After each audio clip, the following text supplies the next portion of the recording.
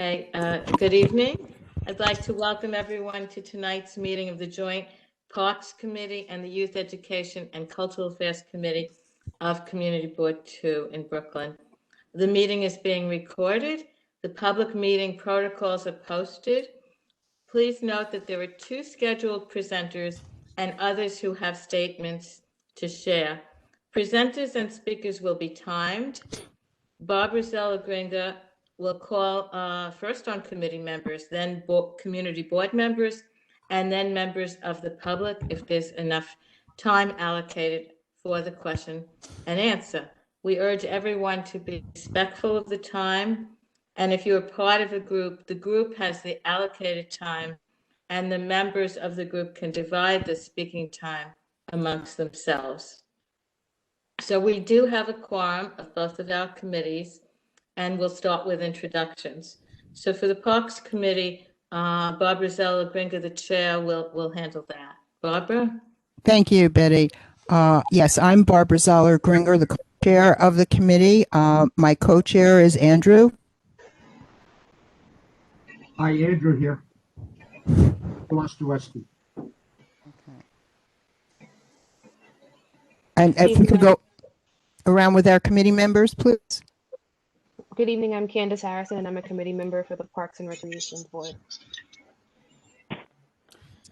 Good evening, I'm Alec Duffy. I'm a public member of the Youth Education and Cultural Affairs Committee. Yeah, we're each doing each committee separately, so I'll introduce you. Okay. Carolyn, are you here? Then we'll go to Dwight.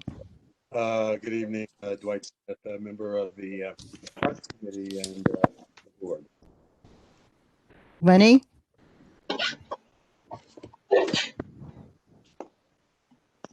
Okay. Suzanne? Hi, everyone. Suzanne Quint, member of the Parks Committee and the board, and secretary for tonight. Yes, thank you, Suzanne. We really appreciate that. So I'll ask again for Lenny or Carolyn. All right, maybe after your committee goes around, we can ask again. Thank you. Chair Zellagringer, I do see Lenny Leventon, and I'm sending him a request to unmute. Okay, thank you. Oh, he is unmuted. Lenny, go ahead. Do you hear me? Yes, we can hear you. We can hear you, Mr. Leventon. Everyone. Okay. Do you hear me without the phone, or do I need the phone? We can hear you now. Whatever you're doing right now. Okay. I'm Lenny Leventon. I'm a member of the Parks and Recreation Committee. I see everybody but myself, so that's good enough. Okay. Thanks. All right, Betty, we're back to you. Great. So thank you. So for the Youth Education and Cultural Affairs, my co-chair is Dorothea Thompson Manning. Please introduce yourself. I'm Dorothea Thompson Manning, co-chair, Youth Education and Cultural Affairs. Great. Alec? Alec Duffy, public member of the committee. Is Nick here? I didn't see him yet.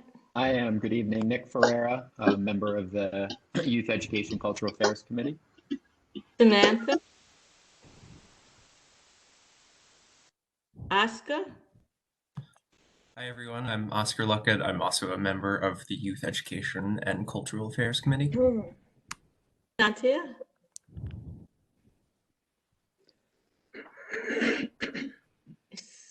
Okay, Meredith? I'm sorry, I'm here. Good afternoon. My name is Santia Policia. I'm a committee member and board member.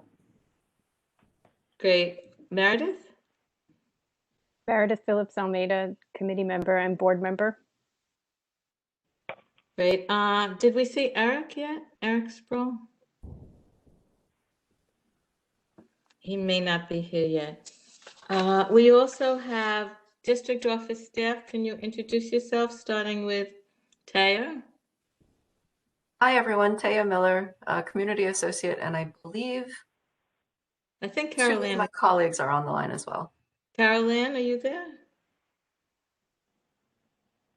My name is Samantha Johnson. I am a community board member as well as a youth cultural affairs member as well. Great. Thank you. Carol Ann Church, do we have you here? I saw her before.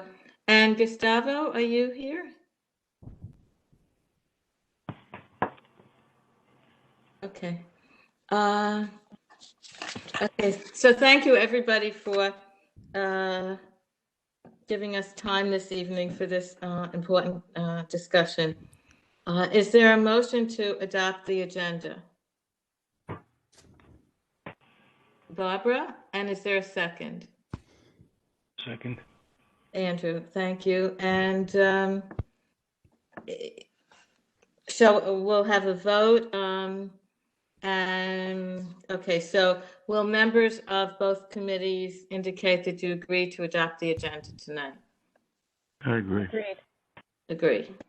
Okay, so the agenda for tonight is that we will have speakers from several organizations that requested to speak following our meeting of December 7th. To briefly summarize, on December 7th, the joint committee, in other words, both of our committees, voted 11-0 to 5 to issue a letter to the Parks Department in support of removing the statue. There was a presentation by the Takedown Columbus NYC, and there was a public discussion. Between December 11th and December 22nd, there were discussions between additional organizations and Robert Paris, who was the district manager at the time. And this resulted in a second meeting, which is tonight's meeting, being scheduled. So for tonight, there are 4 possible actions that could be taken. No change. There would be no change to the previous vote. Amend, revise, or repeal. So with that, I'll turn this over to Barbara Zalagranga, who will now introduce the first speaker. Okay. Before I start, just a reminder, if you're not speaking, it's really helpful if you're muted. And Taya, do we have all the speakers now lined up? We have our first speaker, and he has completed sound check and is able to share his Okay. slides, so we can start. All right. Thank you. Second. Good evening. I wanted to echo what Betty Fibish said and thank all of you for being here tonight. At our last meeting, we heard from Victoria Vasquez from Takedown Columbus. And as I said at that meeting, I think it is important to hear from all sides of an issue and that we should give more people an opportunity to express their positions. So that's why we've scheduled this meeting tonight. So tonight we have presentations from 2 groups, and I ask our presenters to be mindful of the 10 minutes they've been given to present. We're going to hear from both groups, hopefully, and then take comments and questions. And as I've asked the presenters to be respectful of their allotted time, I will ask attendees from the public when the time comes to be respectful of their 2 minutes. So with that, I'm going to introduce Dr. John LaCourte, the Executive Director of the Italian Historical Society of America. Dr. LaCourte. Greetings all. Thank you for giving me the opportunity to make this presentation to you. Let me pull up my my little PowerPoint here. You can find it. There it is. So I'm a representative of the Italian Historical Society of America, established in 1949. My father, John N. LaCourte, was responsible for moving the Columbus statue to its present location, as well as some other monuments in the city of New York. But our focus today is on the Columbus Monument. I wanted to start by talking a little bit about the artist, Emma Stebbins. I think you will better understand the, let me pull up her picture here. I think you'll better understand the relationship between the artist and her art if we add a little history. For our purposes, the history begins with Emma Stebbins' meeting with the most famous English language actress of the mid-19th century, Charlotte Cushman. In 1852, Cushman joined an expatriate group in Rome, which she identified as the Jolly Female Bachelors. Cushman became a hero of that movement. When Emma Stebbins joined the Rome community a few years later, she met Cushman and a friendship quickly developed, and they began traveling together. And on an Easter trip to Naples, they committed to spend the rest of their lives together. Without regard for showing outward affection, the two women thrived in the freedom that they had created in themselves. In the 19th century, non-binary women were only accepted if they hid their sexual orientation and were presumed to be merely friends. The term Boston marriage was used to describe a committed relationship between two unmarried women who were usually financially independent and often shared a house. Since their relationships were hidden, they were known as or seen to be spinsters in their community. There was no tolerance for non-binary relationships. Women stayed in the closet rather than incur the condemnation of their peers. However, Emma and Charlotte lived openly. Stebbins' art career flourished. In 1869, her colossal marble sculpture of Columbus was happily accepted by New York's Park Department. It has the distinction of being the first work of art in the Parks Department collection by a female artist. Sadly, it was diagnosed the same year, Cushman was diagnosed the same year with cancer. And in the early years, Cushman was able to ward off the disease's debilitating effects and even went on tour. And during that same period, that early period, in 1873, Stebbins completed her final masterpiece, The Angel of the Waters, which sits atop the Bethesda fountain in Central Park. As her partner became weaker, Stebbins devoted her life to caring for her until she passed away of pneumonia in 1876. Hold on a second, sorry. After Cushman's death, Stebbins devoted her remaining years to creating a book that has achieved scholarly and historical importance. Let me bring that up here. Entitled Charlotte Cushman, Letters and Memories of Her Life. Emma Stebbins was a true pioneer in her own right. She not only forthrightly lived her chosen lifestyle in the face of societal condemnation, but in the creation of an exquisite marble statue of another pioneer, she broke through the barriers preventing women artists from entering the public venue and having their artistic creations enjoyed by the people of New York as well as the world. The meaning of the statue is to be found in the report of the Central Park Commission in 1879. Describing the statue, it says, Columbus is represented as standing upon the deck of a ship alone, and at midnight, his mutinous crew have all deserted him and are feasting below, while with a firm grip upon the rudder post, looks eagerly and anxiously forward.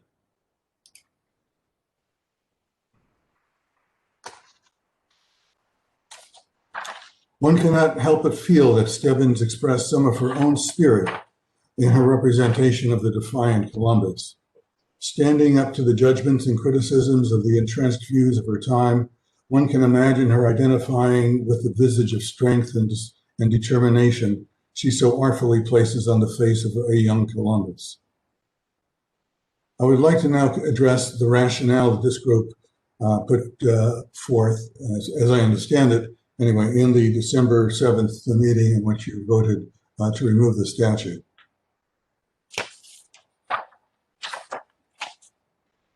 Let's start with this, the Mayoral Advisory Commission report on monuments, on art monuments and markers from 2018. The report makes recommendations, but among the guidelines that it puts forth, it says that we need to acknowledge layered and evolving narratives represented in New York City's public spaces, with preference for additive, relational, and intersectional approaches over subtractive ones. Monuments and markers have multiple meanings that are difficult to unravel, and it is often impossible to agree on a single meaning.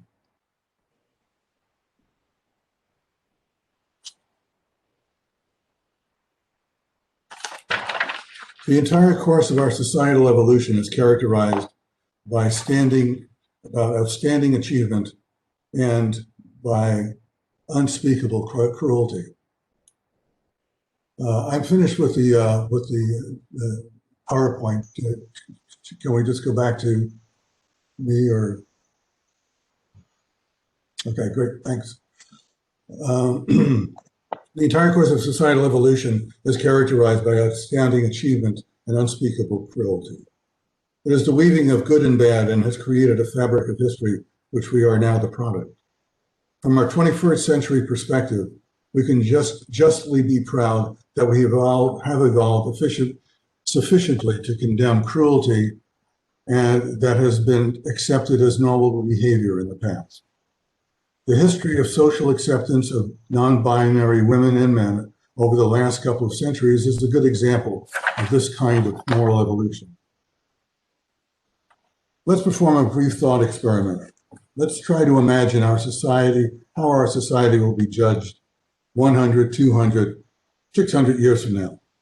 Might it condemn our killing of other conscious beings on this planet in order to eat, especially since there are other nonviolent alternatives?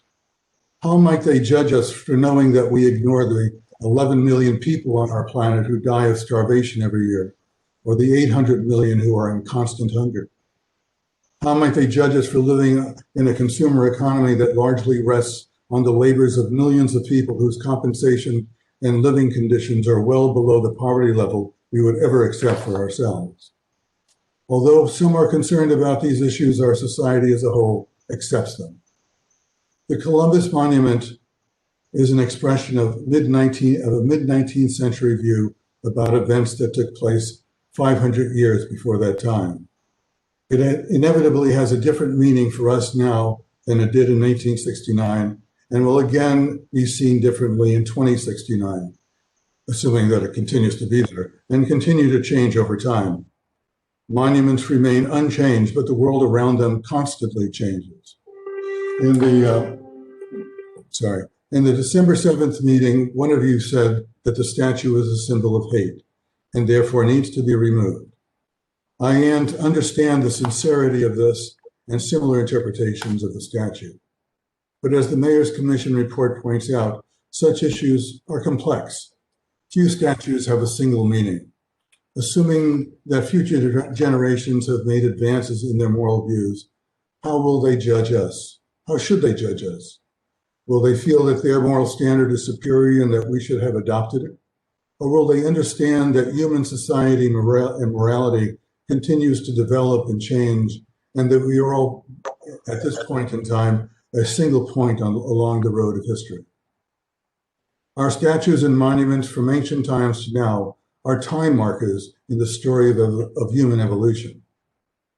Unfortunately, there have been purges of monuments and books, either for religious or political reasons, with the intent of eradicating the history they represent, all to the great loss of future generations.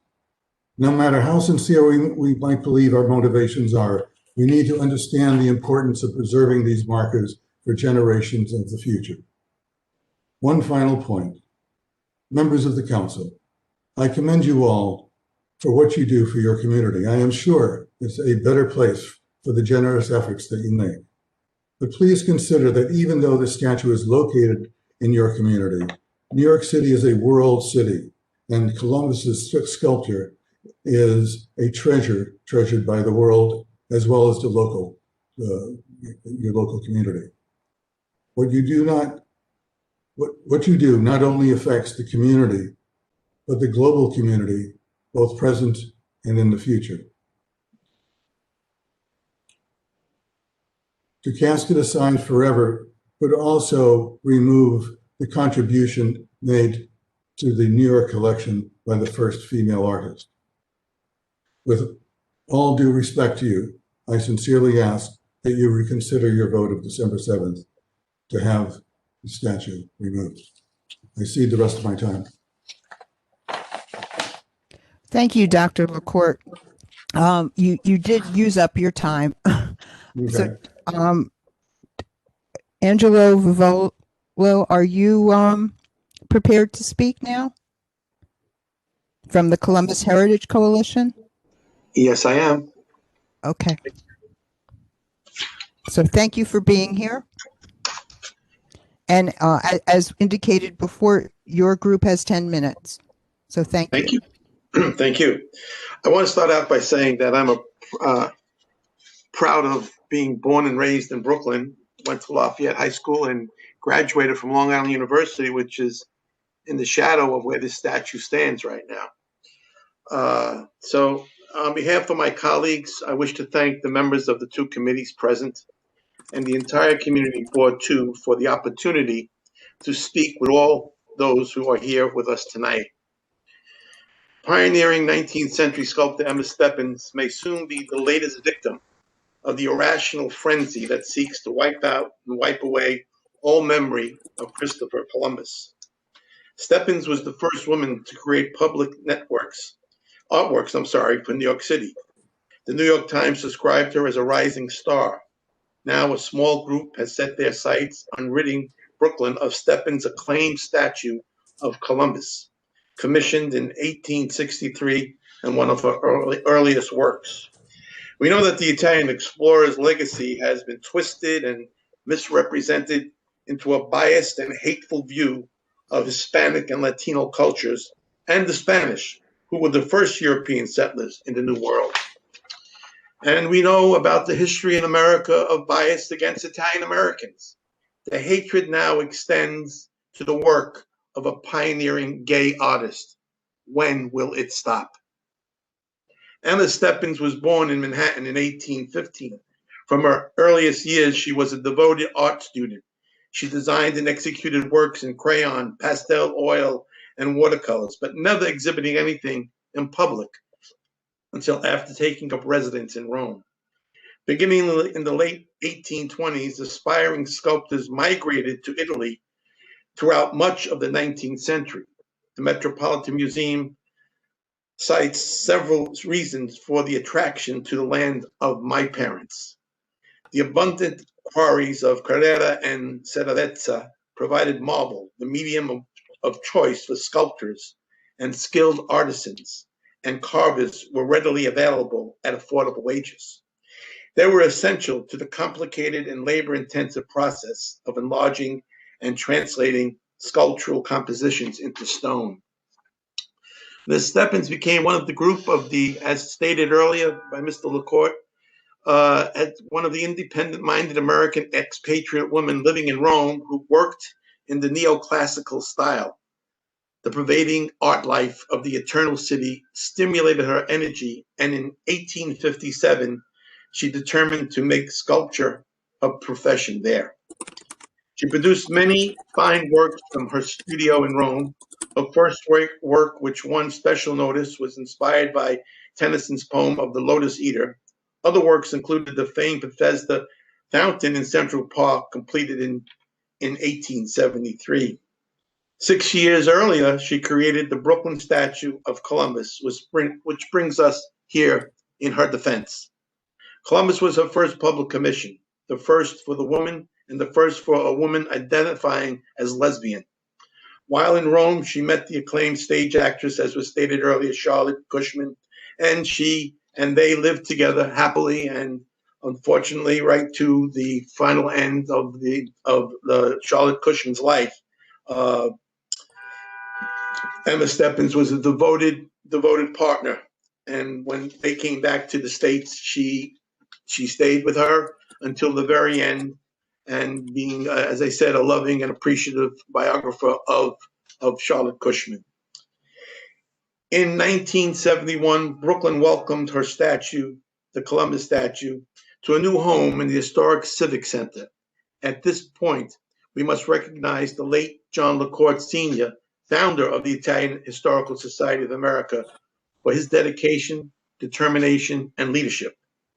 The statue's historical significance was again recognized and affirmed in 2008 when the History Channel, the Samuel H. Kress Foundation, and the Italian Historical Society of America provided funding for the conservation and restoration of the Emma Steppins work. Ladies and gentlemen, we are at another great moment in time. a moment when you, as leader in an important community, and I commend you, are challenged to demonstrate and to reaffirm the principles for which New Yorkers have always defended. Emma Stebbins inspired all New Yorkers to build statues. New Yorkers want more statues. We want to tell their stories to our children, our grandchildren, to seek the truth and drop the hate. Let us not pull down and lock Columbus and put him away in a closet. We have come too far as a people to go back. Let us follow Emma Stebbins. Let us follow the truth of inclusiveness and tolerance that her life and her work embodied in her words. I want to thank I want to thank the community board for allowing me to speak, and I would like to reference distinguished author Arthur Raphael, who will speak on our behalf, and also John Frater, the chairman of the board of the New York State Commission of Social Justice for the Order of the Sons and Daughters of Italy. Thank you once again all for your accommodation. Thank you. So is Mr. Ortiz next? I guess. Okay, thank you. Ready? Can you hear me? Okay, my name is Rafael Ortiz. I was born in Puerto Rico. I wrote 3 books about Christopher Columbus, Defending Columbus. My first book is also available in Spanish, Cristóbal Colón el Héroe. Today I'm here to ask you to help us to stop the systematic racism against the Italian American community and the Hispanic communities. We know that Columbus' legacy, his legacy has been twisted. And there is a bias too, a hateful bias against Hispanics and Latino cultures. And this lie was known as the Spanish Black Legend. The legend started centuries ago, first portraying all Spaniards as, quote, evil people. And then it evolved as the Black Legend, where Hispanics became the new target of racial discrimination based on lies and half-truths and propaganda. We Hispanics, we are a mix of Spaniards, Europeans, indigenous, and blacks. Our Hispanic heritage is... I don't know what happened. Can you hear me now? Can you hear me? Yes. Okay. There was like an echo. Okay.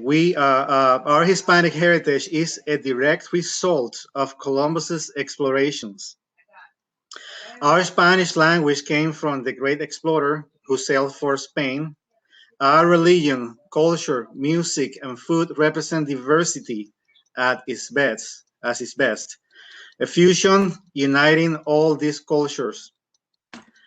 This is the true meaning of Columbus. This is why the Ku Klux Klan, the KKK, opposed Columbus in the 1920s. They opposed him because he embodied a fusion of all these cultures, which the white supremacist Klan hated.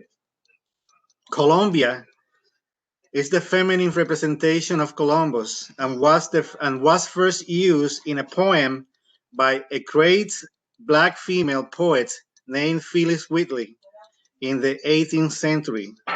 I guess that she never got the memo that Columbus was a racist. In Costa Rica, the dollar is called Colón in honor of Columbus's Spanish name, Cristóbal Colón. As we all know, there is even a country named Colombia in South America in honor of Columbus. It was initially known as the United States of Colombia before it became today's Republic of Colombia.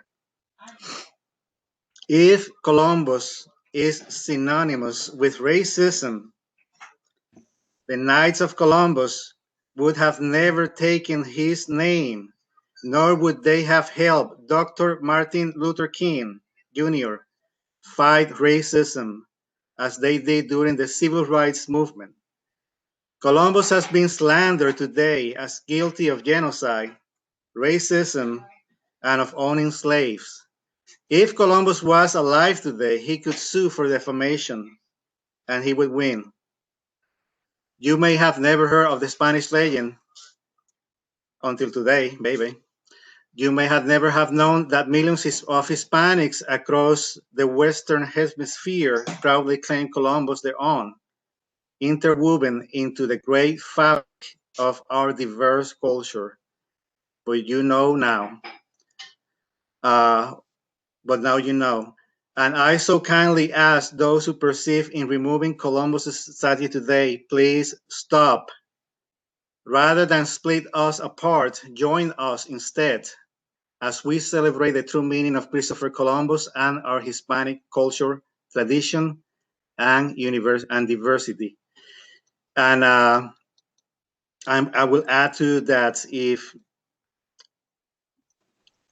I will take this as a racist attack if the council goes in favor of removing Columbus' statue, because it is.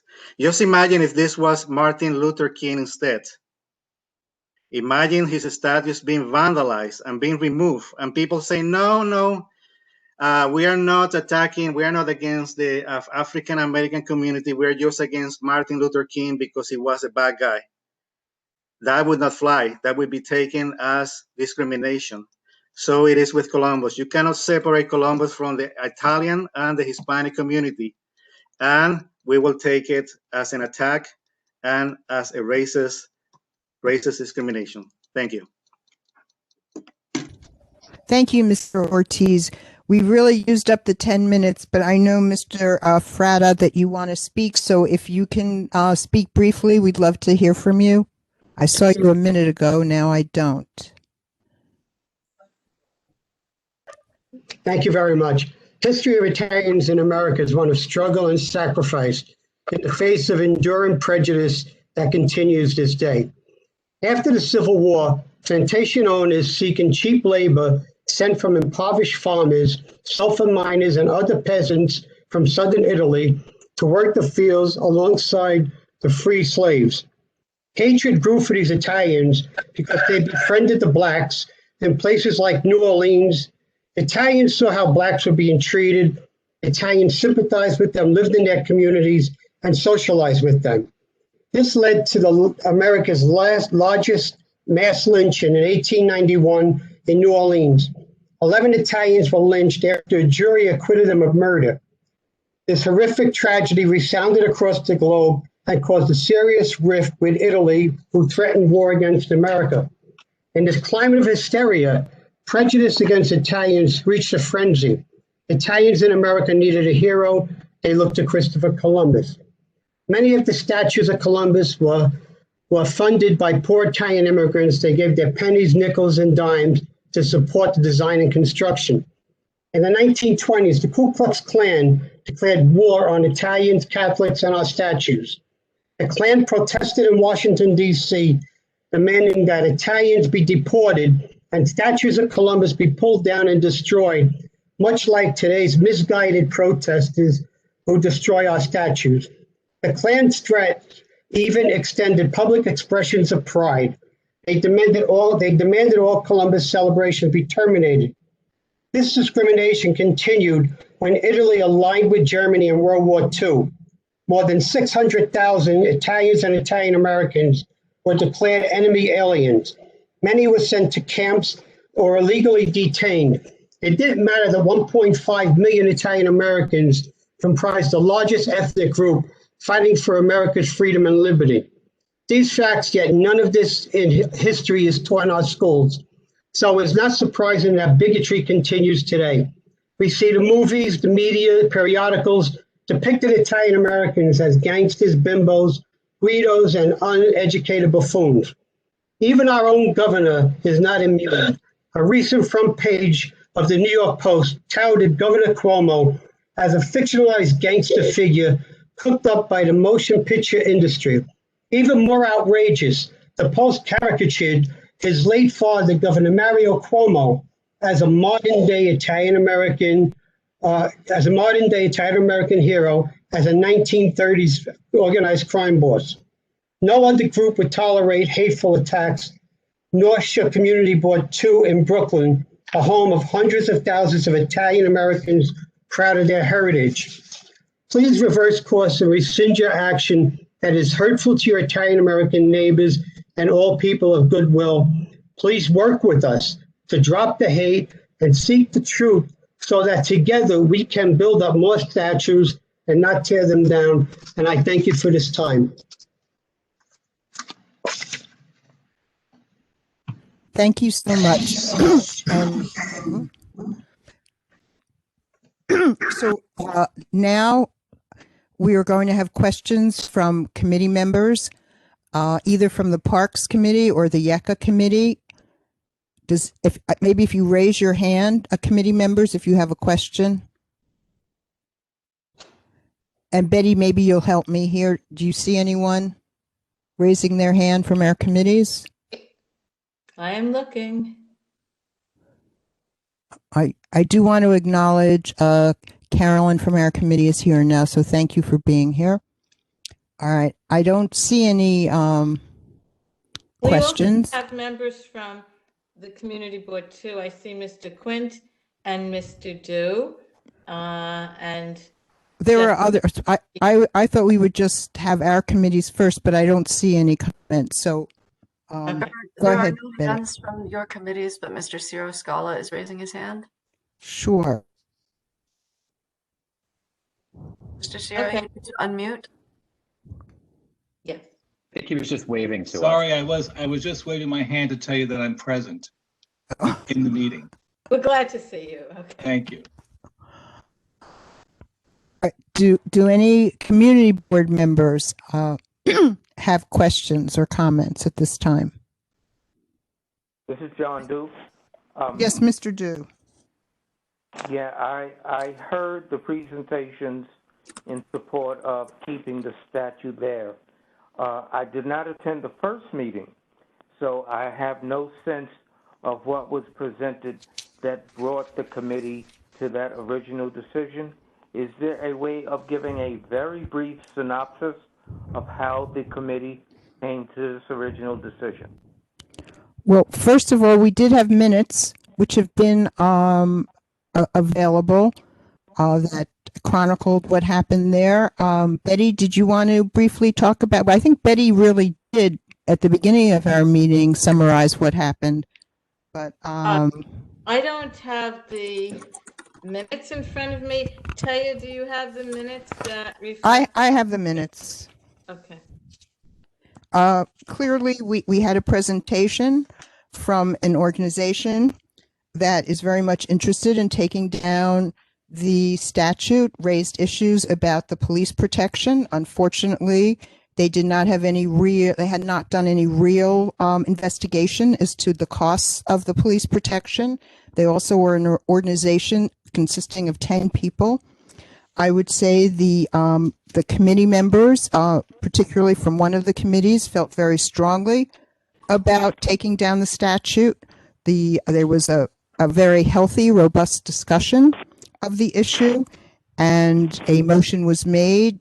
As you may be aware, Mr. Dew, it is the Parks Committee, the Parks Department that has the authority to take down the statute, obviously not the Community Board. We would make a recommendation. And there was a vote, as Betty mentioned, to issue a letter of support to the Parks Department in favor of removing the statute. The vote was 11 in favor and 5 abstentions. Is that sufficient information? I would also like to add that whatever we vote on tonight or decide to do goes before the full board. It isn't Right. up to this group that's assembled here tonight. And that will be on Wednesday. Yes.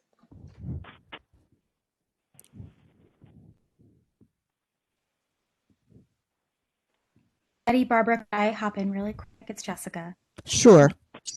Thank you. I'm Jessica Thurston. I'm the secretary of the board. I just want to, I kind of don't even know where to start, but aside from the horrific comparison of Columbus to Martin Luther King Jr., I just want to say that as a queer woman and one that happens to be half Italian, I really find the exploitation of the artist's queerness as a means to justify a statue of a man who condoned racism and sex trafficking and more human rights violations disgusting and concerning. I'm in full support of removing the statue, and I'm proud to help lead a community board that voted to do so already. I also really implore the first speaker from tonight to please learn the difference between non-binary identity and gayness. That conflation is inaccurate and undermined your argument further. So again, I can only speak as a queer half Italian person, but from that perspective, I'm extremely upset by this. I'm really glad that we did do this process of inviting a set of argument. I think that's really important for us to do as a board, and thank the chairs of the committees tonight for doing so. And thank you for letting me speak. Thank you. Thank you.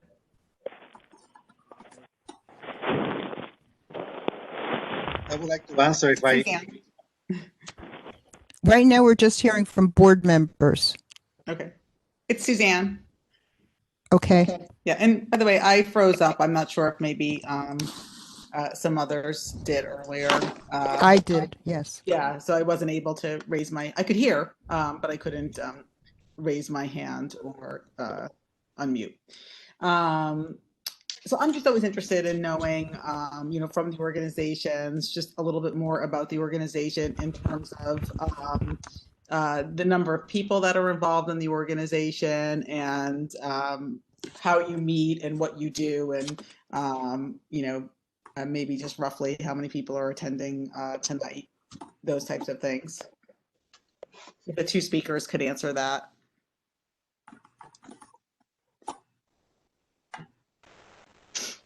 I've been running the Italian Historical Society for the last 20 years or so.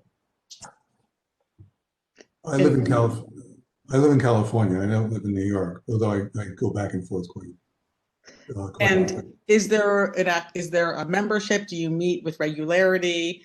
We have one annual get together. It's kind of social and somewhat historical. We celebrate the birthday of Antonio Meucci, who was the actual inventor of the telephone. He filed copyrights before, they call them a caveat. It was kind of holding the place for the patent later on. But he was in a ferry accident at Staten Island Ferry. The ferry blew up. The furnace blew up, and so he was incapacitated, and it fell, and then another person by the name of Alexander Graham Bell picked it up. And Dr. LaCourt, are there other members of your organization on the call? I don't need to cover. No, there's nobody else here from my organization. Okay. I'm sorry, I misunderstood your question. Okay. We can't hear the second speaker answer. I think he's speaking, but we can't hear him. Mr. Rivolo, unmute. I'm sorry, I apologize. The Columbus Heritage Coalition is made up of over 40 Italian. Can you hear me? Yes. Okay. It's made up of over 40 Italian American organizations in the metropolitan area. But in addition to that, I personally am the president of the National Columbus Education Foundation, and the chairman of the board of the Columbus Citizens Foundation, which puts on the Columbus Day Parade every year. So I'm, and all of those organizations, I would like to say I represent in this meeting tonight, because we are a united group who believe that Columbus has been unjustly characterized, just as the young lady who spoke earlier, totally uninformed about Columbus, made accusations that are totally false. Unfortunately, if you say a lie enough times, people believe it. And that's the unfortunate situation that we're under with Columbus in today's world. So, we say, drop the hate, seek the truth, get historical facts straight, understand them, and then we can come together and speak our minds and speak them properly. Thank you very much. This is Lenny Leventon. Can you hear me? Yes. Okay, good. I just want to correct one assumption, or one thing that was said by the second group head. I don't have your name in front of me. I'm sorry, I can't remember it. But the meeting, last meeting, joint meeting, where the vote was taken, prejudice against Christopher Columbus or Italians was never brought to the table. It was never discussed. It was never an issue of prejudice against Italians. And I want that very clear here, because there are a lot of people that were not at that meeting and that are at this meeting. It was never about prejudice against Italians. I would also like to go to the point where Mr. LeConte condemned cruelty. I condemn cruelty. I abstained on the last vote. I'm a member of the Parks and Recreation Committee. I abstained because I did a little of my own research on Mr. Columbus, and he did practice extreme cruelty. Not as an Italian or as a representative of Spain. He did it in his own right, and he did it not only to the indigenous people here, he did it to his own colonists from Europe that put their foothold on this continent. So I need truth out there. I need clarity, and I want accuracy. I wonder, and this is a question to these two gentlemen, are you here because we heard about prejudice against Italians mentioned? Are you here because this is an Italian, a man of Italian ancestry, that people want his statue removed? Or is it because Christopher Columbus, the man, you support? I don't know if it's clear, that question, the way but I did some research too, because I remember back in 1971, not when the statue itself was put there, but people feeling sensitive about their heritage in this city, in this nation. And I did some research as to other Italian Americans who may be more worthy of their contributions to America, this city, and to our borough of Brooklyn. I'm not going to say more than that, but I wonder, is that what the crux of your argument is? Prejudice against Italians, because it was never raised at the first meeting. That's my question. Does one of our presenters want to respond to that? And then we're going to go to Mr. Scala with his question. I would like to answer if I'm allowed. Okay. Okay, there is a, can you hear me now? Yes. Okay. As I say in the beginning, I am not Italian American. I am not Catholic. I took the time a few years ago to research all these allegations against Columbus. By the way, I am also indigenous. I am from those indigenous peoples that Columbus supposedly killed. All of them, supposedly, right? I said that none of that is true. I read all those allegations. They are not from primary sources. They are distorted from people like Howard Zinn, who was a communist, James Lowen, and other people that I don't remember right now. But none of them are primary sources. They're using selected quotes on the sources to present false narratives. And also, as I was saying earlier about Martin Luther King, what I'm trying to say is, if you vandalize his statues claiming that he was a pedophile or some other slander, which is one, by the way, one of the slanders against Columbus, they claim that he was a pedophile. That's not true. And they say that he was a racist. That's not true. They claim that Christopher Columbus cut the hands off of natives. That's not true. That he was feeding natives to the dogs. That's not true. None of that is true. So if none of that is true, why on earth are you trying to remove his statues? So now let's say that this is Martin Luther King. Do you know that he was accused recently? And you can look, you can Google search it on Business Insider, that supposedly sealed FBI audio tapes alleged Martin Luther King had affairs with 40 women and watched while a friend raped a woman. A report claims. Mr. Ortiz, I that's don't see time. anybody. I don't Mr. Ortiz, that's time. Thank you. see anybody against Martin Luther King. They are against Columbus. All right, Mr. Scala?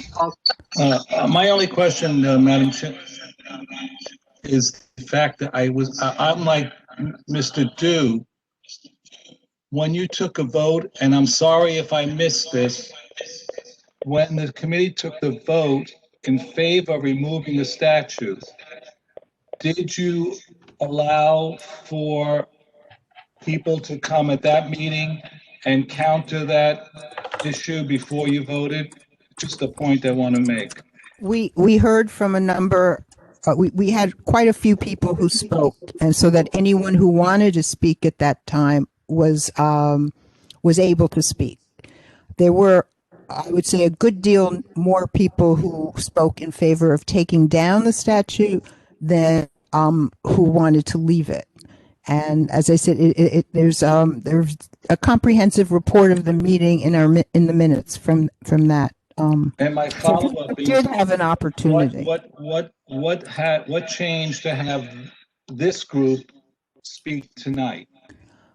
I think Betty addressed that issue, and I also mentioned that I felt that we should hear all sides of an issue, no matter what the issue is. I think that's only fair, and let people hear all of the sides of a decision. You want people who are well informed, who know the complete story, and I think that's only appropriate to give everyone a fair voice. Thank you. I commend you for Sure. that, Madam Chair. Thank you. Oh, I see now our committee members are speaking up. All right, Dorothea, go ahead. Yes. One of the presenters says that everything is untrue. And I believe I read somewhere that there was some writings done by Christopher Columbus and that it was translated. So, in these writings, some of the things that he was accused of doing were actually things that he wrote about. So at this point in time, it's sort of like, what are we supposed to consider that something is not true if it was supposedly translated from his original writings? I wish I could remember who translated and where I read it, but it seems to have a truth to it. And also, it's almost as if instead of coming here, I'm speaking to the presenters and really speaking for why it's best to leave the Christopher Columbus statue up. I felt more was done just trying to say that because, and this was already said, but because it was his statue was put together by a lesbian, that we should that we're not looking at different types of people, and that we'd be taking something away from her. And that's really not what it's about. It is about the legacy and what's been said about Christopher Columbus. And that's all I'd like to say at this time. Mr. Smith? Well, I want to second what Madam Manning said. I voted for the removal, and I, at that time, said I had some concerns about. The issue is, I'm delighted that we are having this discussion and believe that the Arts Department chair ought to know the sense of the community of our view about the statute. Has nothing to do with the artist. It was interesting to hear from Dr. LeConte and Mr. Vivolo about all of the wonderful things with the statute and the marble and all that stuff. That's wholly insignificant about the man and his result. And so having the discussion will give the Borough Parks Commission a view of what should be done. Unfortunately, the history of what has happened with the Statutes and Monuments Commission, we know that a couple of years ago there was the activity around taking down certain statues, including Big Columbus. And the decision from the Monuments and Statutes Commission was we're up. Can't hear you. Excuse me, if you're not speaking, please mute. We're getting.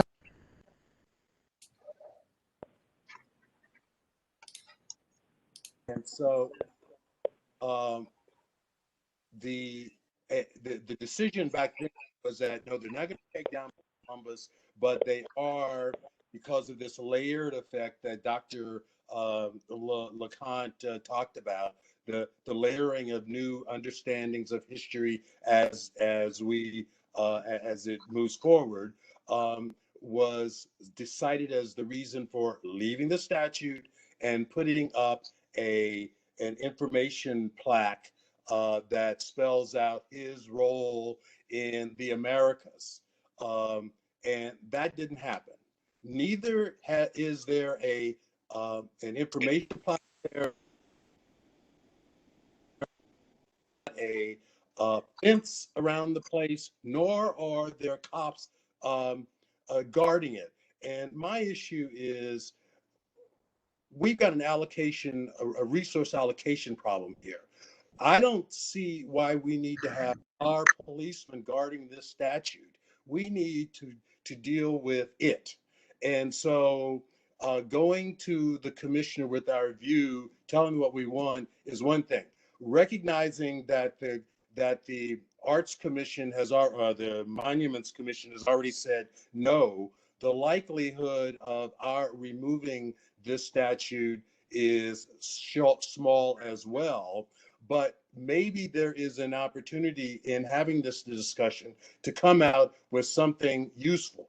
Like maybe there is an opportunity for this borough to take some leadership in really defining more clearly what in an couple information stands around this statute, a history of Columbus. Notwithstanding what Mr. Ortiz said and Mr. Frata, any historian of any merit will tell you, in fact, the man was not what these people have been describing, what you folks have talked about. He has been cruel. He did not discover America. He was a mercenary working for the Spanish and stumbled on the Americas in his quest as a navigator and explorer to find Asia. To the extent that we can talk about what this guy really did and all of, Mr. Ortiz says he didn't do anything with the Taino Indians. That's not, I mean, there are no historians of any consequence denies that.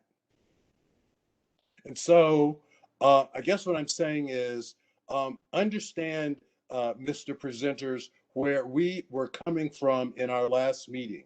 This was not about an artist and her first work. It was about the portrayal that the artist had of a man who has a checkered history, as far as I'm concerned, and knowing that history requires us, as Mr. Frata says, to seek the truth, it would be helpful to spell out his history in several few paragraphs. Is it possible for a comment as a member of the presenting group? I would like to answer. Hello. I'm not leading the meeting. Hello? Yeah. Hello? Ms. Hello? Allergringer, I believe we've lost your audio. Okay, so I'll speak. So, Mr. Ortiz, can you answer that for like 1 minute, and then we'll go on and hear from other board members. You talk to me? Mr. Ortiz? Yes, okay. Yes. First of all, so far nobody have quotes from the primary sources. I read all of them in Spanish because I speak Spanish, and I can prove that all that stuff is a bunch of BS. Number two, Columbus was not a cruel man. All those allegations that he was caught in the hands of natives, that he committed genocide, that's not true. The argument that he did not discover anything or America, okay, if that's true, why on earth is called America? No, America There were from lots of America people living Vespucci. I'm before. talking right now. Excuse me. Everyone has been respectful and mindful up to now. Let's please keep that going. America was named after Amerigo Vespucci, who was someone who was a contemporary with Christopher Columbus. And also, the reason why, one of the reasons we say Columbus discovered America is precisely because he was not in Asia, but a new continent the old world did not know to exist. And now, It's been a minute. because of him. Thank you. So we have some other speakers. Miss Yes. Blount, I believe you had a question. No, it looked like you were raising your hand. Okay. No, Betty, I just was holding my hand up. No, thank you. okay. All right. Samantha Johnson's been trying to speak. Thank Barbara. you, Oscar. Thank Thank you. Nicholas. So, my name is Samantha Johnson. Feel free to call me Sam. I want to just blatantly say that as a Black person of Indigenous culture, as a queer Black woman, I am literally enraged by the statements that are being made in regards to Black historical figures, as well as conflating queerness with violence.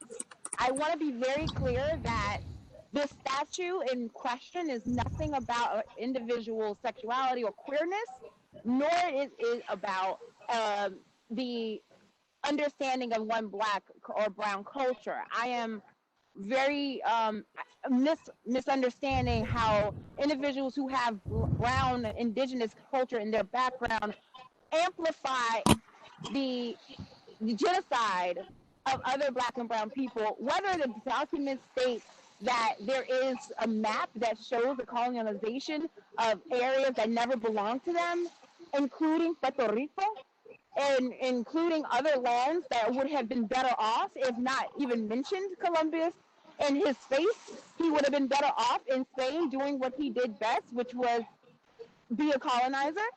I think that this is more about the statue and the representation in the state and where we're in right now, which is that we are trying to move the pendulum further and moving conversations about racism and statues that represent that, because Black and brown children who I have taken care of do not understand the generational harm that these statues represent across the country, across the world. Individuals are taking a stand to talk about and to destroy this type of dialogue to betterment of our communities, to betterment for Black and brown people and people of color to say, I'm taking back what's rightfully mine. Individuals who have privilege to travel across the United States from New York to California and do not understand the racial climate that is currently where we are, I feel sorry for you. Because as a person who walks the streets, who lives in NYCHA, who has understood redlining, who has understood all of the disenfranchisement that I and my families have gone through because of colonization, and a representation every day that walks by a courthouse does not represent the world that I want to live in. And also, and I'll close with this, the Italian American community that came to our very first meeting was actually in opposition of this statue. Those who came out in droves stated very strongly that this is not a representation of Italian Americans, and they want to be more intentional about having deeper conversations that require building bridges and require to take a step forward and understanding the wrongs that have been made and righting those wrongs step by step, brick by brick. So I really want us to be very clear that this is not about queerness. This is not about Black and brown people defending a colonizer. In some instances, our speakers, there are. I can't say that we are moving any type of dialogue if we're stuck on trying to be a historian when we don't have the historical context of actual pain that we want to bring forward to say that this is one of the many things that we need to write in our community, and also one of the things that we need to be waking up, because it's 2021. We're not in 1792 or 1492. None of us were there. But we can't speak to those people who died on boats, who died inland and in travel, to make sure that the conversation we're having right now even exists. So I'll end at that point. Okay. Barbara, are there other community board members that have indicated that they want to speak? Yes, Mr. Brandon Smith. Thank you. Brandon, can I ask you to be brief so we can move on? That where time is kind of moving. Absolutely. Thank you. Sure. Good evening, everybody. I don't claim I am a community board member, but I really am not a person of great significance here, other than just being a resident who lives nearby this statue. I want to really, on the one hand, commend the folks who have spoken out and clearly explained that it is unconscionable to really bring conversations that are wholly unrelated to the statue into the fold here. Clearly, Martin Luther King has nothing to do with the statue and the conversation that we're having, and the idea that this is about anyone else other than Christopher Columbus. I would just urge that the committee focus their attention on Christopher Columbus. Now, I'm not an expert on Christopher Columbus, and I can't tell you what is true or false, and I don't think anybody else on this call could tell you themselves for a fact either, because none of us were alive back in the time of Christopher Columbus. But what I can do is I can tell you that I've looked online, and I found numerous sources, from educational sources to, yes, Howard Zinn, to, yes, other books and recitations that ultimately trace back to Columbus's journal. And the one line that sticks out to me from that is, with 50 men, we could subjugate them all, in reference to how he felt about first encountering Native Americans upon Hispaniola. To me, that evinces in a desire to subjugate. I mean, that's the words, enslave. And in the, either that's true or it's not, but it's definitely quoted in numerous sources as being associated with his journal. So if I get a vote at a later point, I will vote to remove this statute. Thank you so much, Mr. Smith. I think we're going to move on now to the community forum portion of this. Again, please, we're going to be timing people and keeping them to 2 minutes. Taya, do you have a list of people who've asked to speak? I have quite a lengthy list, and I would like to invite people to continue to sign up in the chat. But please hold your longer commentary, because I'm concerned that we will miss the names of some folks that do want to speak. The first person that will speak is Mr. Jacob Morris from the Harlem Historical Society.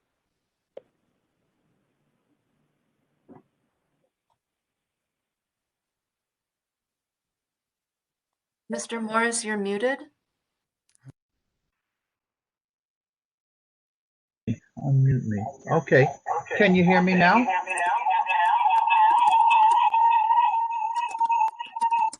Wow. Can everybody mute, please? Mr. Gallo, can you mute?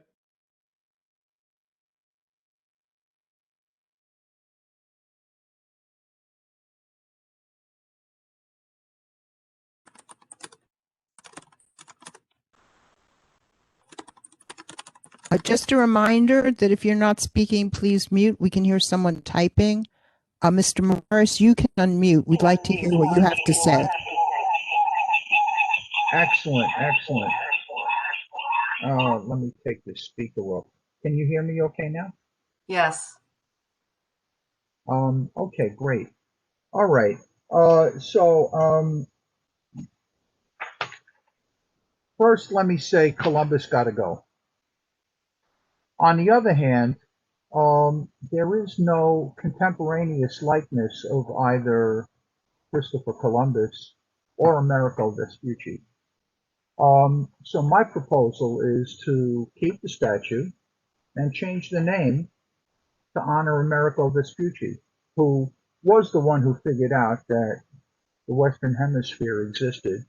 And not only is Columbus directly responsible as the Admiral of the Ocean Seas for the introduction of slavery to the Western Hemisphere, that's an incontrovertible historical fact. That alone would disqualify him. Guess what? He wasn't that good a navigator. He died thinking that the circumference of the Earth was a little bit more than 16,000 miles. He was off by about 9,000 miles. He bumped into the Western Hemisphere. He did not navigate by celestial navigation. He wasn't the great discoverer that he's purported to be. At least Amerigo Vespucci is Italian. This doesn't have to be an anti-Italian thing. It can be who's worthy and who actually had a concept of the true circumference of the Earth and how to navigate, and who did not and is not personally responsible for the introduction of slavery to the Western Hemisphere. In the chat, I did post most of a resolution calling for we could keep the statue and rename it after Amerigo Vespucci. And I'm hoping that the Italian Historical Society and the other groups advocating mistakenly with their ties to believing that Columbus represents the greatness of their heritage, that they replace that with a true Italian gentleman who is worthy of honoring. The fact is that the likeness of the statue is an arbitrary likeness of a distinguished Italian gentleman.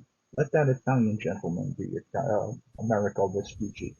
So I offer that to the intelligence of the committee and the board. Thank you. Thank you, Mr. Morris. I'd like to respond Taya? to all those questions, please. Not right now. We need to let everybody else ask raise their concerns. If we have time, we'll get back to you, Mr. Ortiz. Taya? Next on the list is board member Oscar Luckett. Making statements, not questions. Hi, sorry, I posted it in the chat, but I was just going to bring up that.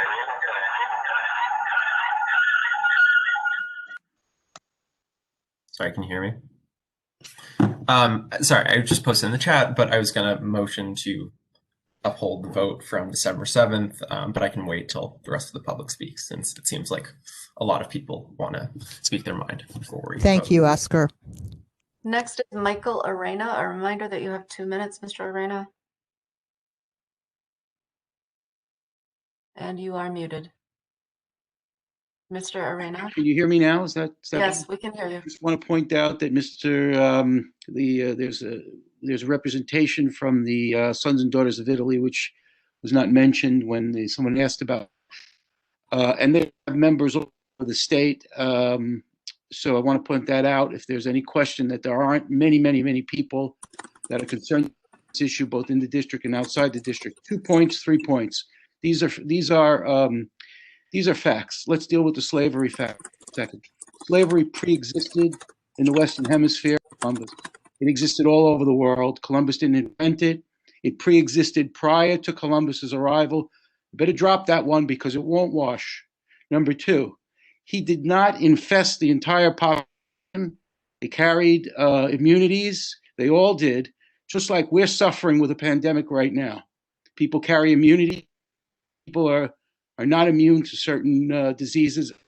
Unfortunately, in first contacts of any sort, and in the case that we're experiencing, and we're very susceptible as humans to viruses and to disease. So that's another one. What he did find when he got here, and this relates to the question about that extracted quote that was recited. What he found when he got here were Native Americans who were peaceful and Native Americans who were violent. Okay, the ones that he was speaking about were the peaceful ones. He had no intention of turning anybody into slaves. They were peaceful. But the practice at the time was that everywhere in the world, including South America and in the native culture, conquered people, violent people from war were taken as slaves. And that's what happened prior to Columbus's arrival. That's how the slavery it was instituted. Okay, Mr. Conflict Arena, among thank local, you. and Thank just you. to deal with that one. Thank you. That's your time, Mr. Arena. Next is Ryan Thank you. Dubois, if his cell phone is still working. Mr. Dubois? We might have lost him. I will circle back. Abby Rose Gelsomina, and I apologize if I'm butchering your name. Gelsomina's correct. Buonasera. I come to you with respect because Italian culture values family. So I will address you, all of you who represent, Italian heritage groups, as if you are my uncles. I am third generation from the Long Island Sound, which I would argue is an enclave of Southern Italians. I am Catholic. I grew up with the Knights of Columbus, watching them do their thing. Then when I was a child, I moved to Tennessee, which is largely Protestant, where I was made fun of my eyebrows and my faith. So I understand. I understand what you're talking about, and I also know that Italians used to, in the 19th century especially, face ethnic discrimination. But on your website, you say that you are interested in uplifting Italians who contributed to the betterment of humankind. This is not Columbus. We as Italians are embarrassed by the conflation of mob culture with Italian American culture, are we not? Colombo è peggio della mafia. Capiche? Columbus was worse than the mafia. Get it? He was not just a wise guy, he was the boss. Columbus did everything the mob did. Rape, kill, steal, intimidate. We do have firsthand written accounts from his expedition. I'm not going to argue with Mr. Ortiz about this. I will let him discuss that with his own community. But Columbus did it on a larger scale and in the name of Jesus, which as a Catholic, I find deeply offensive. Martin Luther King never did these things. Columbus made humankind worse and nobody will ever forget him. Your website also asks when Columbus the hero became the villain. Truly, the answer is the moment he decided to commit genocide, but also many Generation Z and millennial Italians are embarrassed to share heritage with this person.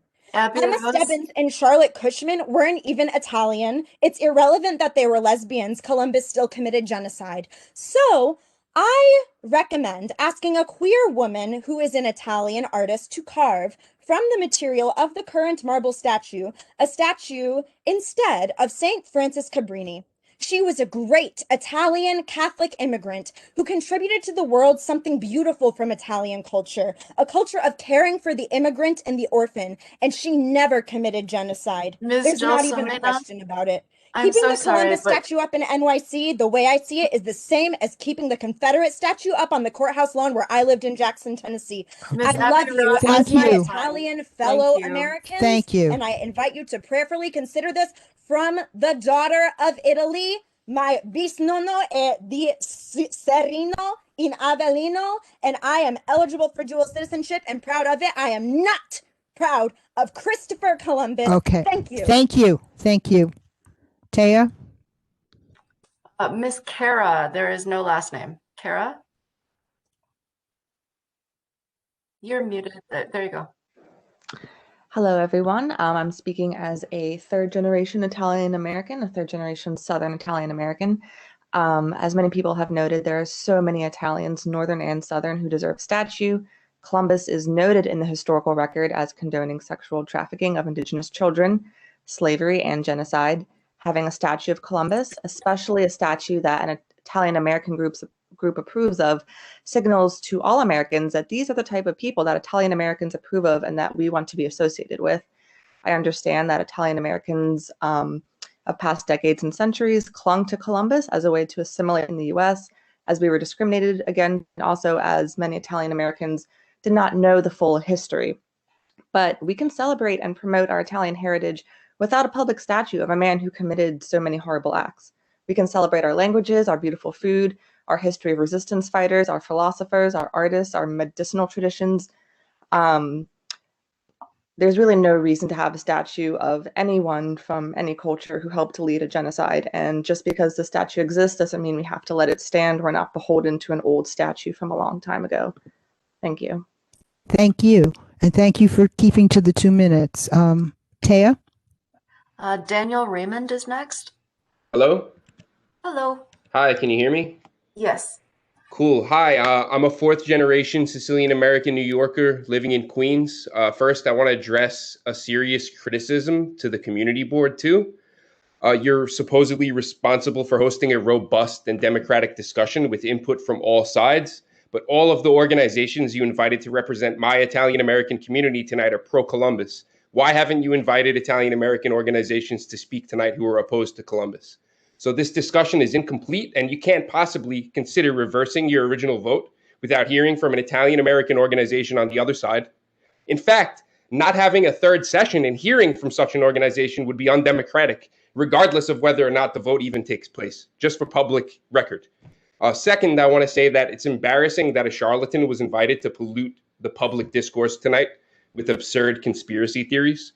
And I want to say that there's a lot of people working overtime to create an idea that there's a complex and nuanced debate that's ongoing about Columbus. But I think it became glaringly obvious tonight that there really is not. What we have here is an attempted manufacturing of Italian American public opinion by small, obsolete organizations claiming to represent all of us that are relics of a past collective experience and a struggle that is long, long past. The fact is very, very simple. Christopher Columbus does not represent my history. Fact, most Italian American New Yorkers in 2021, once they learn about the history of Columbus, because a lot of people still don't know, are not okay with him as a representative of our histories. Period. Very simple. Take down Columbus. Thank you. Thank you, Mr. Raymond. And thank you for keeping to the time limit. Taya? Leanne Torrey Murphy is next, please.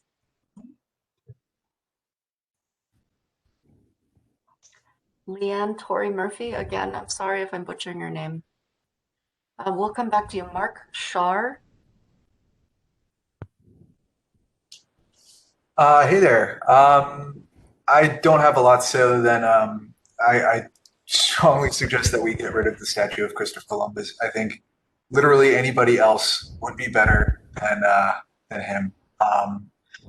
I think given the location of it being in front of the courthouse and Borough Hall, I think it should be somebody of deep meaning behind, justice in any sort of fashion, whether they be LGBTQ or anything else. Doesn't matter to me specifically, but yeah, he's got to go. Thank you. Thank you. Priscilla Kankar is next. Hi, I'm Priscilla. I also just want to say, as a millennial, everyone perceives Columbus as someone who's committed horrible atrocities. And in our generation, we only know him as such. And I also want to say I agree with Daniel with the fact that I think it's unacceptable that people, conspiracy theories, have totally been able to deviate the conversation away from what is really true and hard here. And yeah, remove Columbus. And also his location is very key too. Every time I pass by him, I just am reminded of the fact. And the fact that skaters, which are the youth as well, see that as well is, I think, probably a terrible idea. Thank you, Priscilla. Melanie Frazza is next. Ciao, buonasera. Hi, everybody. I'm a 2nd generation Sicilian American, and I'm just here to support that Columbus is not representative of Italian or Sicilian American history. He's from the north of Italy, which during that time would have looked down on Naples and Sicily. Many of us Italian Americans are from Naples and Sicily. And if you know Italian history, Columbus is not our paisan. He's not our paisan. He doesn't represent us. We have so many others who contributed to the fabric of America. We have the workers in the Triangle Shirtwaist Fire right here in New York who died and facing unjust conditions. We have Dolly Sinatra, Frank Sinatra's mother, who was very active in local politics in Hoboken, New Jersey, was a midwife and an abortion care provider. we have Sacco and Vanzetti, who were, radicals that were for humanity and social justice and were framed and murdered by the state. I totally respect and hear, our first speaker, that this statue is connected to his father. I feel for him. However, I think it is important that we right the wrongs of our ancestors and maybe create a better future, a better picture of what being Italian American is. We have so many examples. As a queer woman with a daughter that I'm raising trilingual, because we speak Italian and Sicilian, I don't want to take her through the park in Brooklyn and pass by Columbus statues on the way. I want her to see Emma Stebbins as a queer woman, perhaps, or Dolly Sinatra, but not Columbus. We are better than that, and that is not our heritage. Thank you. Thank you, Melanie. Next is Margot Finkel. Hi, thank you.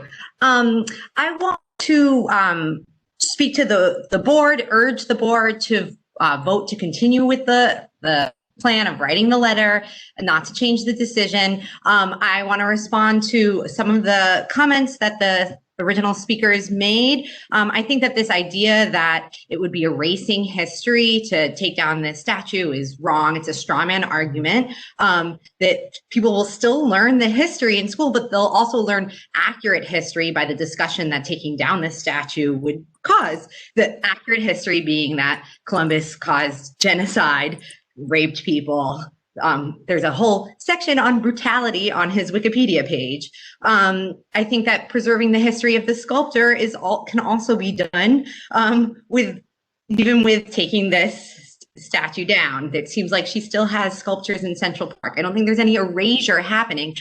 It's about making sure our monuments and our large symbols right in front of the courthouse are in touch with our values.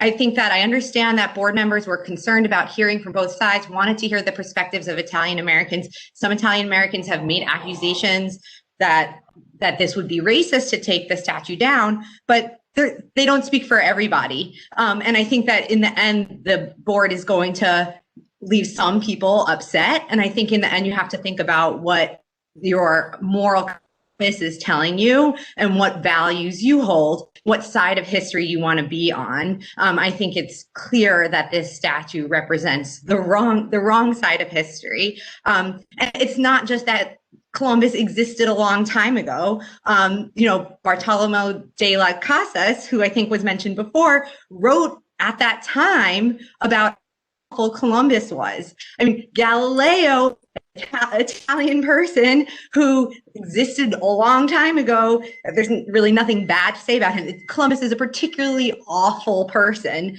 and it's not the kind of symbol that we want.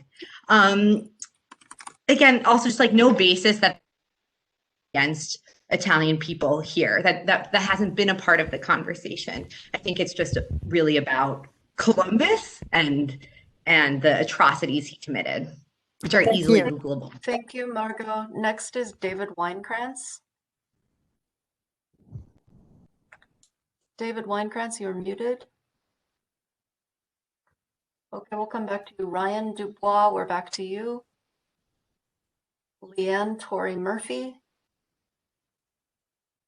Frank Lorenzo. Yes, hello, can you hear me? Yes. Yes, thank you. I just want to first begin by saying I disagree with some of you, but I respect your opinion, and I hope you'll be as respectful as I am to you. Okay? This is getting very heated, and I just want to let everybody know where New York is first. So just stop the divisiveness and start talking to one another and stop screaming. For the sake of cultural pluralism, for the sake of diversity and inclusion, please keep the monument in its place. I'm a millennial myself. I investigated these allegations myself many, many times. I read the Howard Zinn book. I also read a lot of other books that are for and against Columbus. But I'm very, very surprised tonight. I thought this was going to be a very, very nice, calm debate about what to do with the statue, and it's anything but. And one of the committee members already made his decision without hearing any of us speak. So that's really, really concerning, to say the least. So I just want to say you can't build bridges by removing a cultural symbol. Some young woman who I respect her opinion said something along the lines of burning bridges. You shouldn't be burning bridges by removing an ethnic symbol. This symbol is an immigrant symbol, it's an Italian-American cultural symbol, and it's a Catholic symbol. I just don't understand why some of our time here tonight is not spent speaking on how to build a monument for a person of color or an indigenous person in another area of Brooklyn. Why does everything have to be concentrating on attacking? And yes, I do believe it's attacking Italian Americans. It's a racist move against Italian Americans, and some of the comments that were made tonight are deeply, deeply concerning. Okay? Thank you, Mr. Lorenzo. Next is Emily Anadu. Hi, hello to the community board members, which I often participate in, not just when there's this particular issue. So a couple of things. So just to the last speaker, I think if someone has made a decision based on facts that they believe to be true, based on the research that they did, I don't think it is, fair to expect someone to change their mind based on things that might come up now. I am someone who believes if a large community of people are telling you that something is hurtful for them to see, believe them. And fundamentally, we can work together to find someone else who still speaks to Italian American culture that is not offensive to so many, because basically what you're asking people to do is bury their pain, bury what they deeply believe to be true. And lastly, I will say that given all of the support that I heard at the beginning of this call from the Italian Americans supporting allegedly the artist because she is a woman and a lesbian, I look forward to all of the work that I expect to see from you in supporting LGBTQ rights in New York, since that is clearly such a focus of what you were saying. So I look forward to all of the work that I expect to be done if that was one of your main arguments that I kept hearing. So thank you very much, and on to the next speaker. Thank you, as always, Emily. Next is Lindsay Mezzoline. Hello, everyone. My name is Lindsay. I am a teacher, proud teacher for over 20 years. I primarily teach history, in case you're wondering. Thanks to everyone who has spoken and shared with us tonight. I wanted just to respond to a few of the comments that have been said here today. One of the speakers first said that this statue represents an event that happened 500 years ago, and that's one reason that it makes it important. And, in Brooklyn, although it had a different name at the time, there were also a lot of other events happening 500 years ago that would much better represent that community. So saying that simply because it happened, therefore it's important, isn't necessarily the best point. Another speaker, or a few speakers, have spoken to the systemic racism and oppression against Italian Americans. And one of the committee members just said, could we build a statue of a person of color in a different place? Currently there are 5 statues of Columbus in New York City alone, and over 160 monuments and statues across the United States, and 2 in Puerto Rico. Yo también hablo español. Yo soy traductora profesional. Muchas gracias. And so when governments are actually, paying to maintain or create or protect with police statues and monuments, this is actually the antithesis of systemic oppression. Government funds are being used to uplift your statues. That is the opposite of systemic oppression. Someone also mentioned this existence of the Western Hemisphere. People who were living here knew that the land they lived on existed. Europeans, I am of European descent, clearly, with my naturally blonde hair. We didn't know it existed, but to center Europeans as, it was discovered or we didn't know it existed, does not mean that people living here didn't know it existed. Thank you, Ms. Mezzoline. You can finish that sentence. Just really quickly, that slavery predated Columbus, yes, but the Middle Passage was initiated by Columbus, documented in his journal, which was responsible for the death of up to 4 million Africans in the Atlantic Ocean. Thank you. Thank you to all of our teachers. Next is E. Ryan. E. Ryan. Hi, yeah. Thank you. Can you hear me? Yes. Sorry.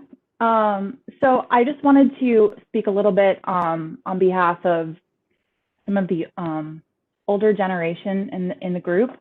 So I look white. My grandfather was Black, and he loved Christopher Columbus. And his father was a merchant marine on ships from Africa to St. Croix. And he just loved that history. And it just kind of breaks my heart that, and my grandfather's passed, but I know he would be so upset about this. And you know, maybe it's true. I don't know that Columbus was this horrible person, but I think we need to consider that there's an older generation here that has really revered this man for a long time. And it's hard to readjust. And, you know, just have a little bit of grace when you're asking people to change their opinions that they've held so long. You know, they're not as woke as you or whatever it is, but I think we just need to have a little bit of patience with each other and just, you know, just kind of embrace each other a little bit and not be so opposite. I mean, there are opposite viewpoints. Everyone has them. And like they said in the original presentation, it's a very dynamic conversation. That's all I wanted to say. Thank you. Thank you, Ms. Ryan. Next is Matthew Betcher. Can you hear me? Yes, we can hear you. Okay. I mean, I really want to thank everybody for bringing this sort of plurality of opinion. I also want to thank the very, very passionate young Italian Americans who have weighed in with their opinion. I was a little disappointed both as a resident and as an artist in the argument that was presented by the organizations that were here today. I think the older generation, while we can be compassionate, we should also recognize that they are missing the signals that the younger generation is sending. A lot of these people are bringing you other suggestions, other Italian Americans, other events that are more relevant to the history of Brooklyn that could have a more significant and appropriate place where the statue is now. Whereas on the side of the presenters, there was this very sort of shifting argument that was extrapolating this one statue of one man into a statement about racism against multiple populations, and as though we were creating these divisions. And I want to challenge these groups that want to celebrate Italian American heritage.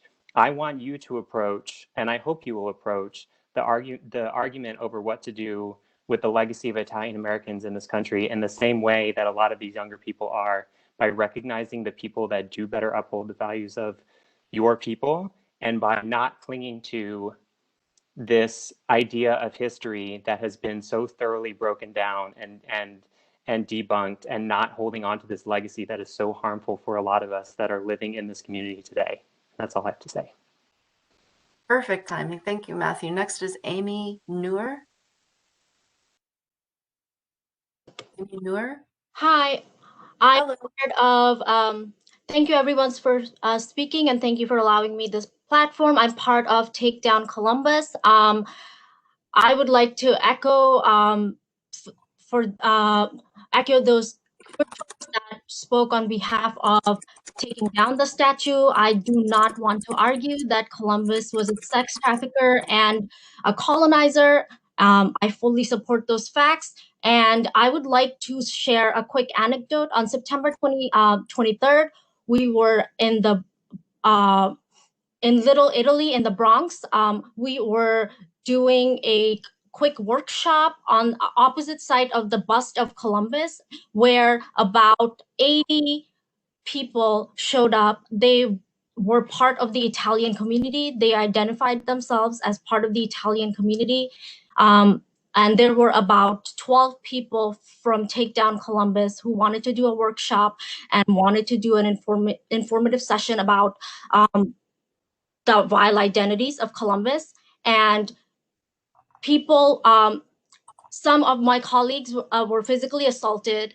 Me and one of my colleagues were called a lesbian. I'm a queer woman, and I'm an artist as well. And when I was performing a poem, I was told verbatim, "When I'm done with you, you will not be able to walk." So this whole narrative of queer folks being respectful to queer women and being respectful to artists, I find that this is ironic, And I don't feel that Mr. Laporte and Mr. Vivolo know their community well, and I don't feel that they are representing their own community, because obviously a lot of people in the Italian community do not align with their values, the folks that have shown up today. So they are obviously not, they're talking about how taking down the statue is offensive, hurtful, and divisive. Meanwhile, their own community is hurtful, offensive, divisive, and honestly violent, because I don't know if Miss Stebbins, if she were alive today, would be comfortable walking down the street in her own community of Little Italy. And so Mr. Lacourt, Mr. Vivolo, I would like you to assess your own community. You are not aware of what's going on in your own community. And this— Ms. Noor, thank you. I think your time is up. I appreciate your comments. Next, Taya. Lou Gallo.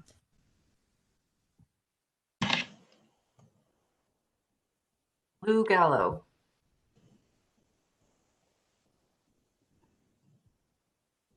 Lou Gallo, you just messaged. I think you're muted. Okay, we'll come back to you. David Winekrantz, last call for David Winekrantz. Last call for Ryan Dubois.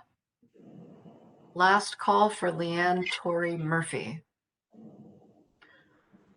Frederica, and then I believe Oscar Luckett is the last speaker. Frederica, go ahead. Hi, can you hear me? We can.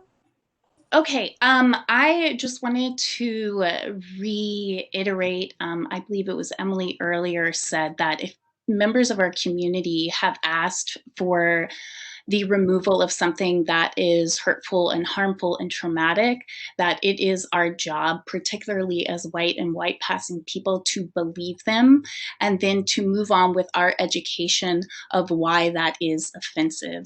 And for all the hurt that the Italian community has suffered in this country, that is horrible, but that is not what this statue is about right now.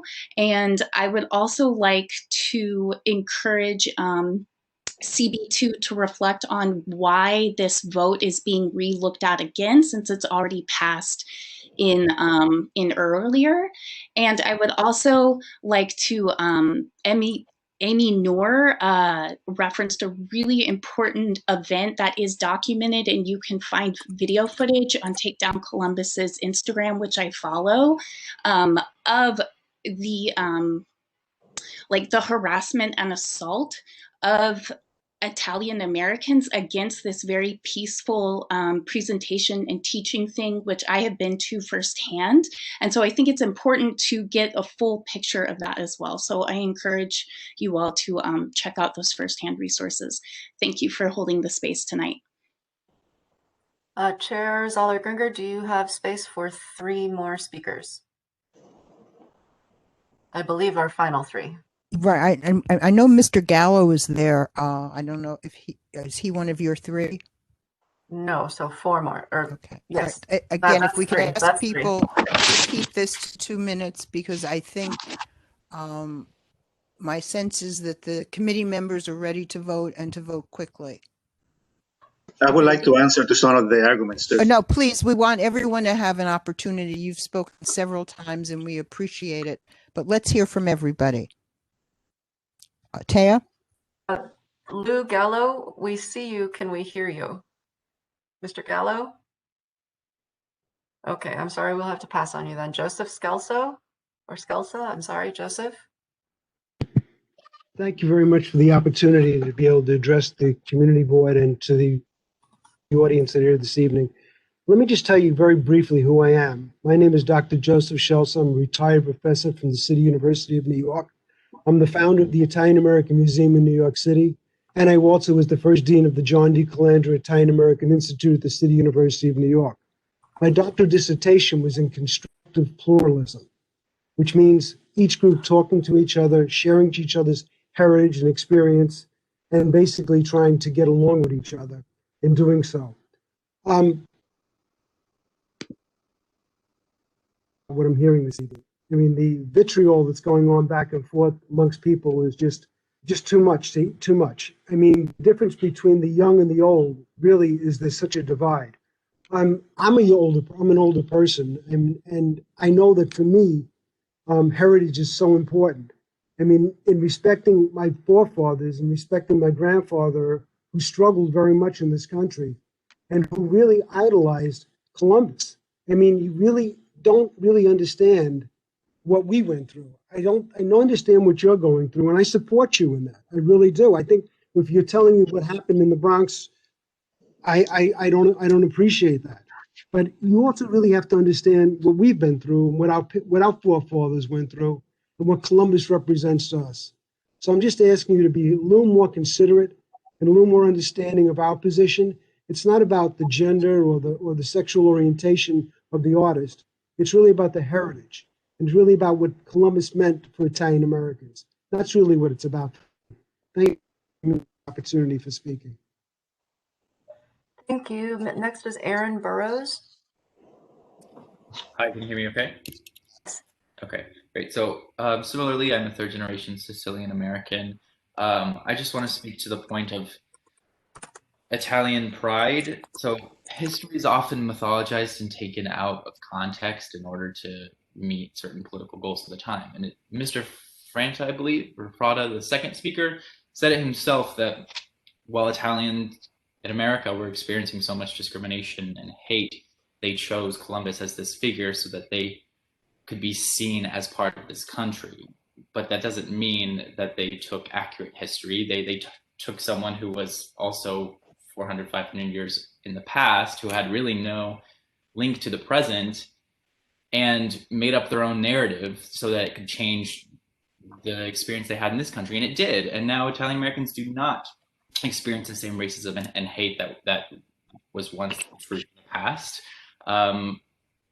You know, we have assimilated into whiteness, and now it's important to recognize that and to continue on with an accurate understanding of history and listen to the fact that this movement against Columbus is being organized and led by Indigenous and Black people who recognize that Columbus as this figure of America is still contributing to their oppression and genocide today. So it's our responsibility to change that.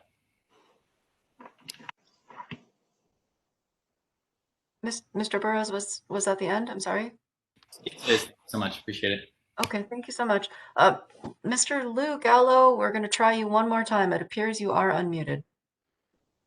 No, you just, oh, no. You are unmuted right now. We should be able to hear you. If we cannot, then the error is unfortunately a technical glitch on your end.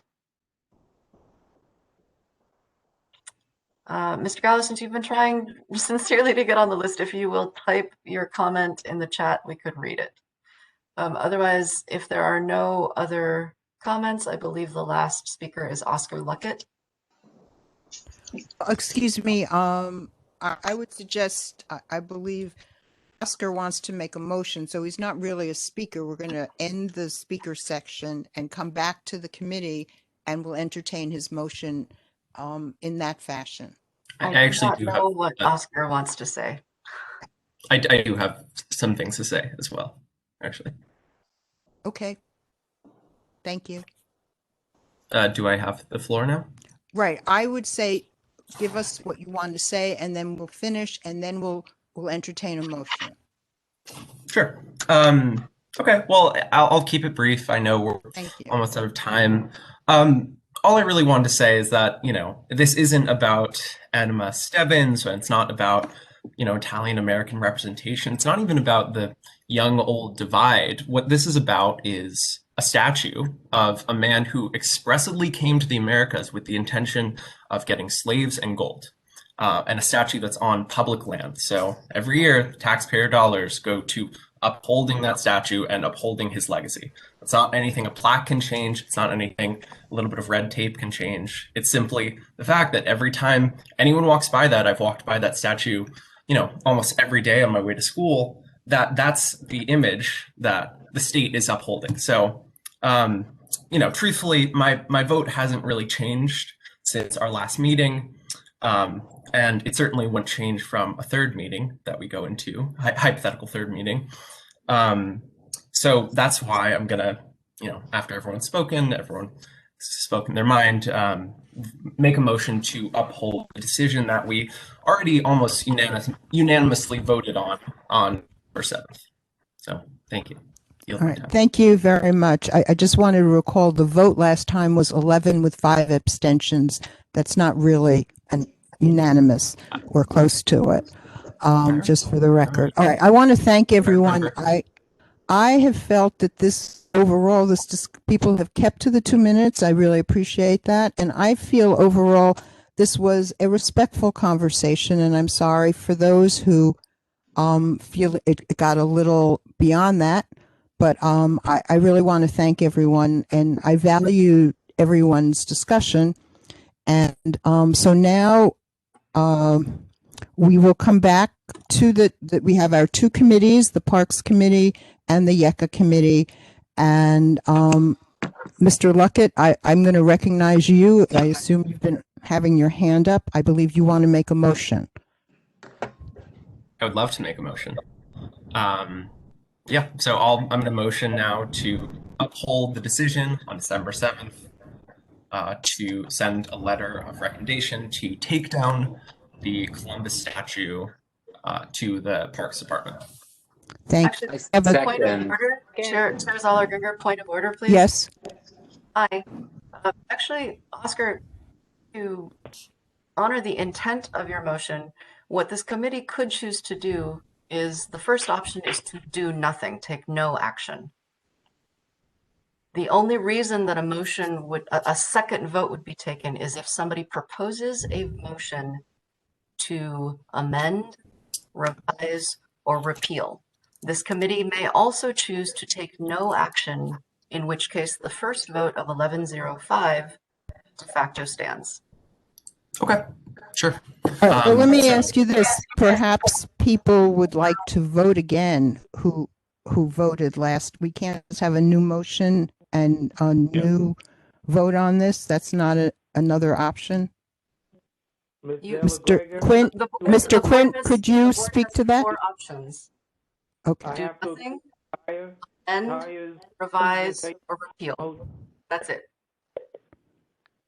All right. What was the second option, Taya? You said do nothing, amend, revise, and repeal? Repeal. Okay, thank you. And repeal requires that you first, right, go ahead. So if then do we have to have a vote to do nothing? Do we have to have a vote to do nothing? Have a vote to do nothing. May I speak? Yes. How do we do nothing then? Well, if no one makes you propose a motion to adjourn. Well, oh, Mr. Quint, we want to hear from Mr. Quint. Let's hear from Mr. Quint, please. I would, if the committee wants to take no action, Mr. Luckett should first withdraw his motion and then invite any other motion that any other committee member has.